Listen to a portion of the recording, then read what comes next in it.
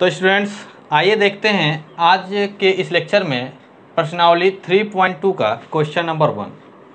अब देखिए 3.2 में क्वेश्चन नंबर 1 जो है इसके दो पार्ट हैं क्वेश्चन नंबर 1 में, जिसमें मैंने पहला पार्ट आपके सामने लिखा हुआ है। देखिए क्या रहा है क्वेश्चन में, निम्न समस्याओं में रैखिक समीकरणों की युग बनाइए। देखिए जो प्रॉब्लम्स दी हुई हैं, यानी कि आपके सामने जो क्वेश्चन दिया हुआ है उनके रैखिक समीकरण बनाना है और उनको ग्राफीय विधि से हल करना है। यानी उनको जो है रैखिक समीकरण बना करके, लीनियर इक्वेशन में बना करके हमें क्या करना है, उसको जो सॉल्व करना है वो ग्राफीय विधि से सॉल्व करना है। तो ग्राफीय विधि से कैसे सॉल्व करते हैं, वो तरीका क्या होता है कि हम सबसे पहले बीजगणितीय रूप में हम जो है लीनियर इक्वेशन को लिखते हैं और उसको जो है ग्राफ पे ड्रा करते हैं।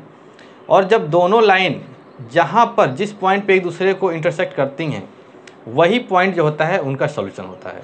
तो वीडियो को एंड तक देखिए, मैं दोनों क्वेश्चन आपको बहुत ही आराम से और बहुत ही अच्छी तरीके से समझाऊंगा, आपके ये दिमाग में बिल्कुल बैठ जाएगा और कभी भूलेंगे भी नहीं। बस शर्त यह है कि वीडियो को एंड तक देखिएगा।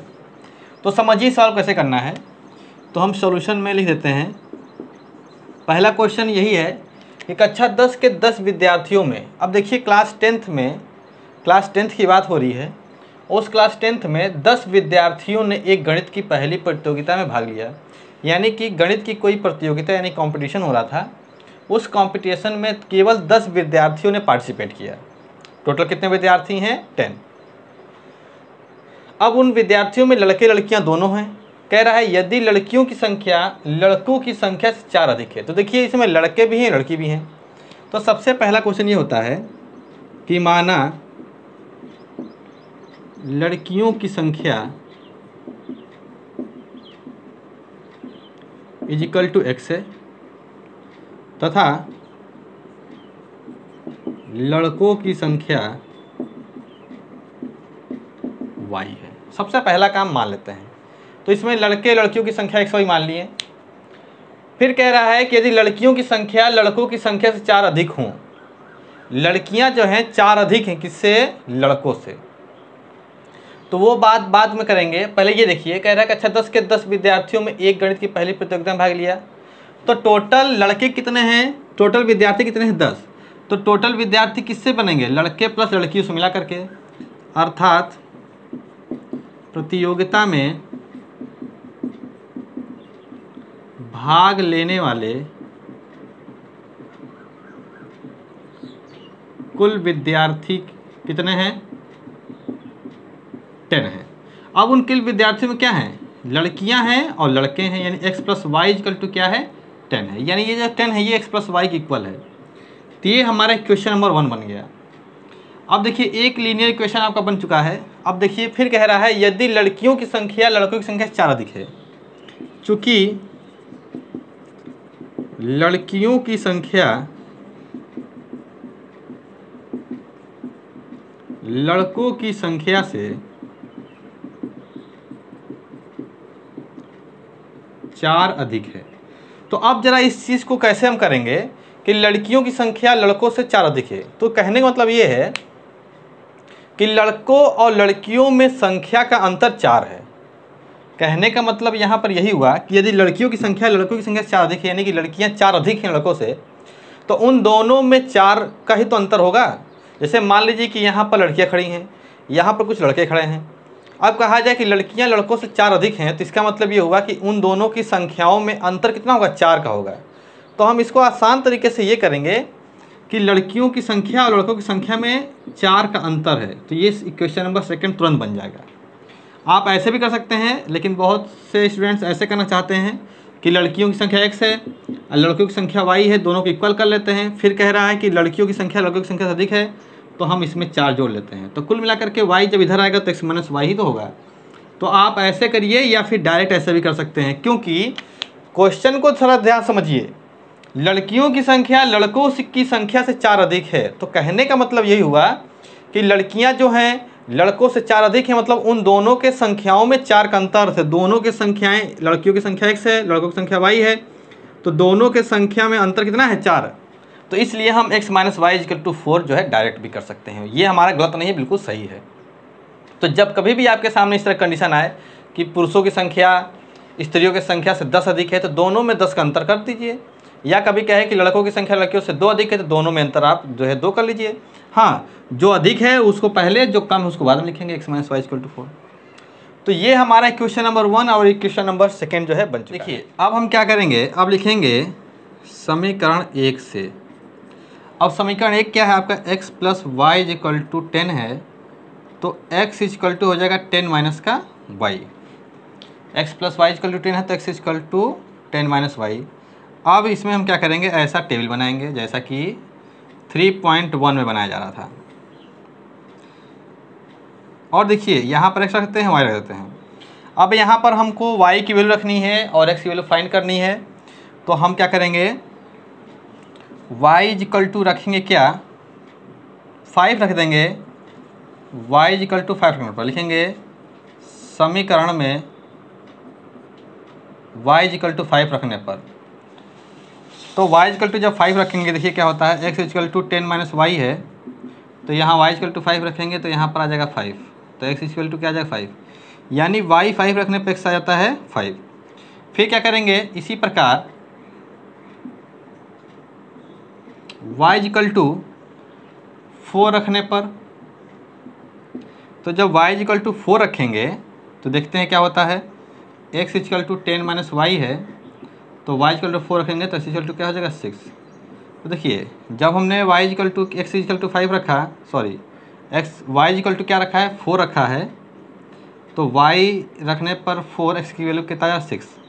तो आप देखिए, आप जरूरी नहीं कि एक पॉइंट और रखें, 2 ही पॉइंट पे हम कर सकते हैं क्वेश्चन को। तो देखिए इसका एक टेबल जो है आपका जो है तैयार हो चुका है। तो एक जो a = जो a पॉइंट हुआ 5,5 प्राप्त हुआ, और जो b के निर्देशांक प्राप्त हुए वो 6,4 हुए। 2 पॉइंट आपके जो है फाइंड हो चुके हैं।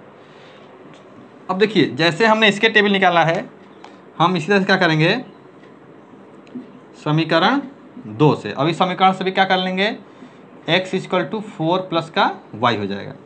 और इसके लिए भी एक टेबल हम बना लेंगे ऐसे, जिसमें हमको x और y की वैल्यू निकालनी होगी। तो देखिए y = 5 रखने पर देख लेते हैं क्या होता है, y = 2 रखने पर कर लेते हैं, y = 2 रखने पर। अब जब 2 रखेंगे तो x की वैल्यू कितनी आ जाएगी, 4 + 2 कितनी आ जाएगी 6। तो हमने जब 2 रखा तो x की वैल्यू कितनी आ गई 6। इसी प्रकार समीकरण में y = 3 रखने पर, अब जब 3 रखेंगे y की वैल्यू तो x = कितना आ जाएगा, 4 + 3 7। तो देखिए y = 3 रखने पे x की वैल्यू 7 आ जा रही है। तो आप यहाँ से देख सकते हैं कि जो पॉइंट A प्राप्त हो रहा है वो आपका 6,2 हो रहा है, और जो B प्राप्त हो रहा है वो 7,3 हो रहा है। तो अब इन्हीं 2 पॉइंटों को, इस लीनियर इक्वेशन का ये 2 पॉइंट है और इक्वेशन नंबर 1 के लिए हमारा ये 2 पॉइंट है। अब इन्हीं दोनों पॉइंटों को, 2 पॉइंट ये और 2 पॉइंट ये, इन दोनों पॉइंटों को हमको क्या रखना होगा, ग्राफ में रखना होगा। तो आइए हम पहले इसको जो है थोड़ा सा इरेज कर दें, या इरेज करने की जरूरत नहीं है, ऐसा मिलेगा आपके पास ग्राफ की कॉपी भी होगी।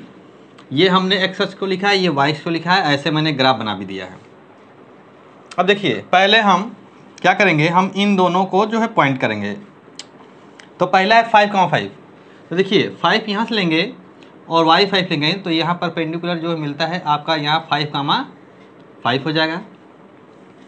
दूसरा है 6,4। तो 6 यहाँ पर है आपका x पे और यहाँ 4 है, तो आपका 6,4 यहाँ पर मिल जाएगा। और पटरी की सहायता से, इसके सहायता से हमको ऐसे सीधे लाइन से इसको मिला देना होता है। ठीक, अब देखिए हमको इस इक्वेशन से जो 2 पॉइंट फाइंड हुए हैं उनको क्या करेंगे, पहला क्या है 6,4, 6,2। तो देखिए 6 2 को मिलाएंगे तो 6 यहाँ है और 2 यहाँ पर है, तो ये हो जाएगा आपका 6 2। और दूसरा है 7 3। तो ये जो B है वो 7 यहाँ पर है, 3 यहाँ पर है, तो ये पॉइंट हो गया 7 3। उसके बाद जब हमने इसको मिलाया तो अब जब एक दूसरे को काट कहाँ रहे हैं, 7 3 पर ही काट रहा है। तो 7 3 पे चूँकि ये इसका जो है पॉइंट भी 7 3 था और ये 7 3 पे क्या कर रहा था, इसको काट भी रहा है। तो दोनों जिस पॉइंट पे काटेंगे, अब जिस पॉइंट पे काटेंगे स्टूडेंट्स, वही पॉइंट इसका क्या होगा, सोल्यूशन होगा। तो किस पॉइंट पे काट रहे हैं, 7, तो यहाँ लिखेंगे अतः दोनों रेखाएं एक दूसरे को बिंदु 7,3 पर प्रतिच्छेद करती हैं। 7,3 पर प्रतिच्छेद करती हैं। देखिए 7,3 पर प्रतिच्छेद करती हैं। अतः x कितना है 7 है और y आपका कितना है 3 है, यानी कि y इक्वल टू 3 है, x इक्वल टू क्या है 7 है। तो x क्या माने थे हमने, लड़कियों की संख्या 7 हुई और लड़कों की संख्या कितनी हुई 3 हुआ। तो आप देख सकते हैं कि 7 और 3 यानी लड़की प्लस लड़का इक्वल टू 10 भी हो गया और लड़कियों की संख्या लड़कों से 4 ज़्यादा भी है। तो इस प्रकार से हमारा ये आंसर बिल्कुल सही भी है। तो ऐसे ही हमको करना होगा क्वेश्चन नंबर 2 को। तो आइए हम देखते हैं क्वेश्चन नंबर 2। तो अब आइए स्टूडेंट्स देखते हैं क्वेश्चन नंबर 2 को। तो क्वेश्चन नंबर 2 कह रहा है कि 5 पेंसिल और 7 कलमों का कुल मूल्य 50 रुपये है। तो देखिए 5 पेंसिल और 7 कलम हम लेने गए हैं, तो उनका जो है टोटल वैल्यू कितनी है 50 रुपीज़ है और 7 पेंसिल और 5 कलम का मूल्य जो है 46 रुपीज़ है। तो हम देखिए करते क्या हैं, हम लिखते हैं माना एक पेंसिल का मूल्य x रुपया और एक कलम का मूल्य y रुपया है। अब हमने कितना कहा 5 पेंसिल, तो बताइए जब एक पेंसिल का मूल्य x रुपया है तो 5 पेंसिल का मूल्य 5x हो जाएगा। तो लिखेंगे अतः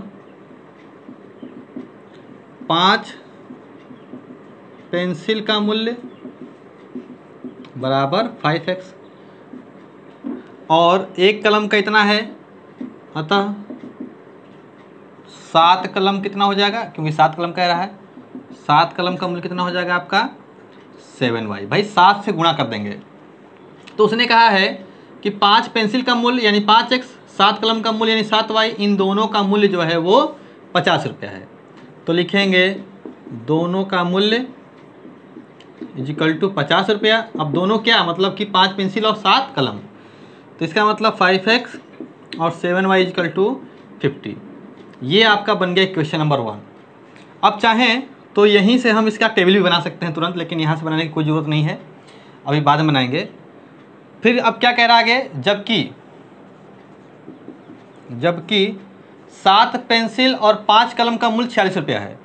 तो 7 पेंसिल का मूल्य कितना हो जाएगा 7x और कितना है 5 कलम, तो 5 कलम का मूल्य जो होगा वो हो जाएगा 5y। अब क्या करेंगे, उसने कहा था कि 7 पेंसिल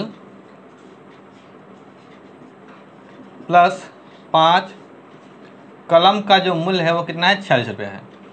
तो 7x plus 5y equal to हो गया 46। ये हो गया क्वेश्चन नंबर आपका 2।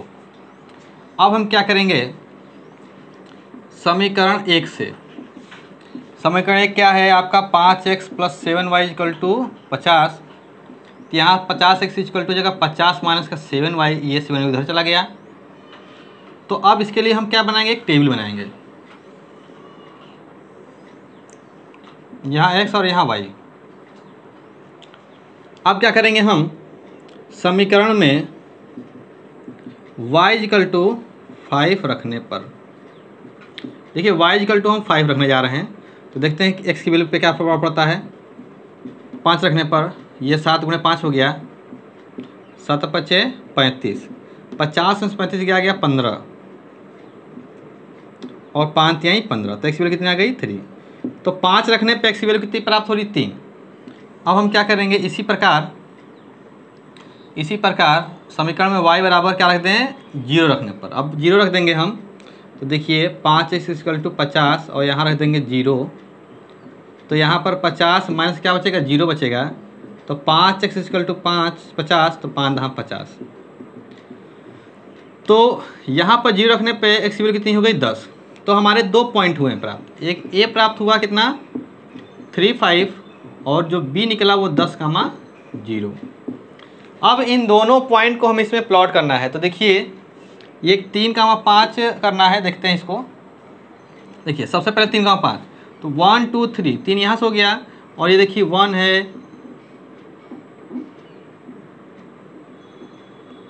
ये 2 है, 3 है, 4 है, 5 है, 6 है, 7 है, और ये 8 है।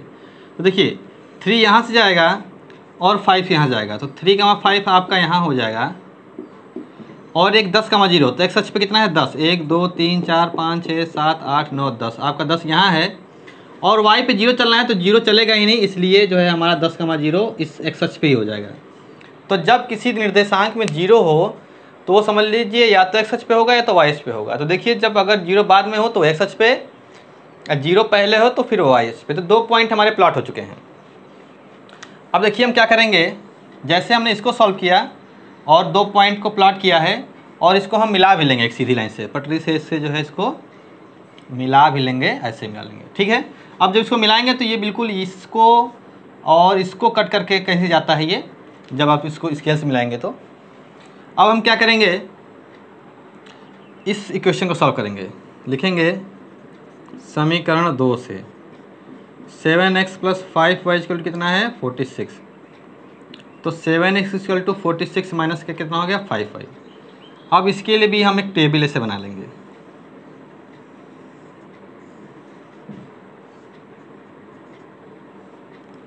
अब टेबल बनाने के बाद क्या करेंगे, इसको भी हम y की वैल्यू रखेंगे, तो हम इसको जरा हटा दें। देखिए अब y की वैल्यू हम क्या रखते हैं, जिससे 7 कट जाए, तो हमको y की ऐसे वैल्यू रखनी पड़ेगी। तो लिखेंगे समीकरण में 5 रखने पर, तो जरा 5 रख के देखते हैं इसमें, 7 = 46 माइनस 5 25, तो देखिए 46 में से 25 जाएगा तो आपका बचेगा 21, तो ये 7 3 21, तो x की वैल्यू कितनी हो गई 3। तो आप देख सकते हैं कि जब y की वैल्यू हम रख रहे हैं 5, तो x की वैल्यू कितना आ रहा है 3, ठीक।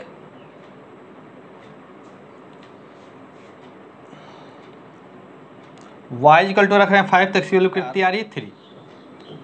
समीकरण में y = को माइनस रखना पड़ेगा, -2 रखने पर। देखिए y = जब -2 रखेंगे इस समीकरण में, तो देखिए क्या है 7x 46 माइनस का 5 गुणे माइनस का 2, ये 7x = 46, और ये माइनस प्लस का 10 हो जाएगा, तो ये कितना हो जाएगा आपका 56, और 7 8 जा क्या हो जाता है 56, तो x की वैल्यू कितनी आ गई 8। यानी कि जब हमने यहाँ रखा -2 तो ये आ गया 8। तो देखिए इस प्रकार से जो एक पॉइंट पर पता चल रहा है वो 3 5 पता चल रहा है, और जो बी पॉइंट पता चल रहा है वो 8 - 2 चल रहा पता है, 8 - 2।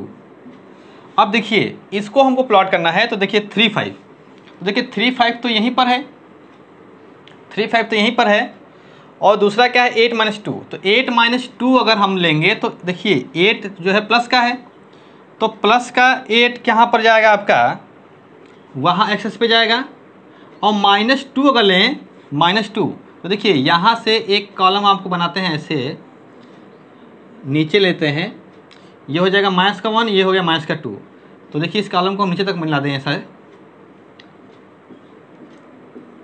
तो देखिए 8 - 2 का अगर हमको ग्राफ करना है 8 - 2 का, तो आप बताइए 8 - 2 क्या होगा, प्लस पे 8 और y पे -2, तो आपका जो है यहाँ कहीं पर 8 - 2 आएगा। अब देखिए इसको जो है ऐसे मिलाते हुए, क्योंकि 3,5 से लेकर जाएंगे, क्योंकि इसका एक पॉइंट जो है 3,5 आया है, तो ये दोनों जो लाइन है ये 3,5 पे ही जो है इंटरसेक्ट कर रही हैं, इसलिए कहीं ना कहीं 3,5 ही इन दोनों का क्या है, एक सॉल्यूशन है। तो हम लिखेंगे क्या इस प्रकार, अतः चूंकि दोनों रेखाएं एक दूसरे को 3,5 पर प्रतिच्छेद करती हैं, तो 3,5 प्रतिच्छेद करती हैं, इसका मतलब इसका जो हल है वो 3,5 है। अतः x = कितना है 3 है, और y = कितना है 5 है, तो x = 3 y = 5। तो देखिए यहाँ पर क्या था, यहाँ बता दो इसको, तो x इक्वल टू 3 रुपया और इसका कितना हो जाएगा 5 रुपया, यानी कि एक पेंसिल का मूल्य 3 रुपया है और एक कलम का मूल्य कितना है 5 रुपया है। अब इन 3 कलम और 3 रुपये और 5 रुपये किस में रख के देख लें। देखिए 5 3 15 और 7 5 35, 35 15 कितना होगा 50 रुपये, यानी कि ये हमारा क्वेश्चन हो गया सॉल्व। तो उम्मीद करता हूँ कि आपको ये दोनों क्वेश्चन जो है समझ में आए होंगे। थोड़ा सा समय ज़्यादा लग गया, लेकिन सवाल को यही करने का जो है मेथड होता है, यही तरीका होता है। तो स्टूडेंट्स, अगर आपको ये वीडियो अच्छी लगी है तो लाइक कर दें, अगर नए तो सब्सक्राइब जरूर कर लें, अपने दोस्तों को शेयर कर दें। Thanks for watching.